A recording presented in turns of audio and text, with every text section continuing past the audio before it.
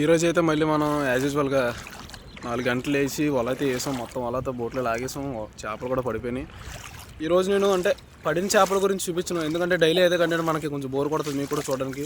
ఆ పడిన చేపలు ఎండేస్తాం, అంటే ఎలా ఎండేస్తాం ఇప్పుడు మీకు చూపిస్తాను. జాగ్రత్తగా అయితే వీడియో అయితే చూడండి. ఓకే.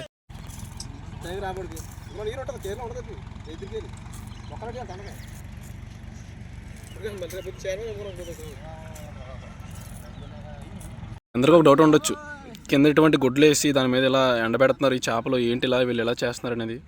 ఇప్పుడు నేనైతే దాన్ని మీకు ఫుల్గా ఎక్స్ప్లెయిన్ చేస్తా. ఇప్పుడు మనకి ఈ చేపలు ఎండడానికి సులువుగా ఉంటుంది, కింద ఇటువంటి క్లాత్స్ కానీ ఇలాంటివి వేయటం వల్ల. దాంతోపాటు మనకి బాగా ఎండుద్ది అనమాట, ఎవాపరేట్ అయ్యే ఎండతో మంచిగా ఎండిపోద్ది చేప అనేది, మంచి ఫ్రెష్గా ఉంటుంది.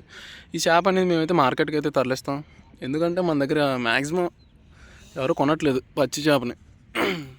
అందువల్ల మేమైతే మార్కెట్కి వేయడానికి అయితే రెడీగా ఉంటాం వారానికి ఒకసారి. మనకి ఎండిన దానికన్నా పచ్చిదే కొంచెం టేస్ట్గా ఉంటుంది, మీ అందరికీ తెలిసే ఉంటుందిలే. ఇంత చిన్న వయసులో నువ్వు వేటకు రావడానికి కారణం ఏంటి? అది వయసు అనేది మనకి ఒక ఇబ్బంది కాకూడదు. ఏ వయసులో అయినా కష్టపడాలి, కష్టపడి మన ఇంట్లో వాళ్ళకి సాయం చేయాలి. మేము కూడా ఈ వయసు నుంచే, ఈడున్నంతప్పటి నుంచే ఇంట్లో వాళ్ళకి అయితే సాయం చేయడానికి మేము అయితే ప్రయత్నించాం. అందువల్ల మేము చదువుకుంటాం, దాంతోపాటు ఇదో పార్ట్ టైంలో అనమాట. ఒకసారి అందుకే మేము ఈ పని అయితే చేస్తాం. మాకు ఈ వృత్తి అనేది చాలా ఇంపార్టెంట్.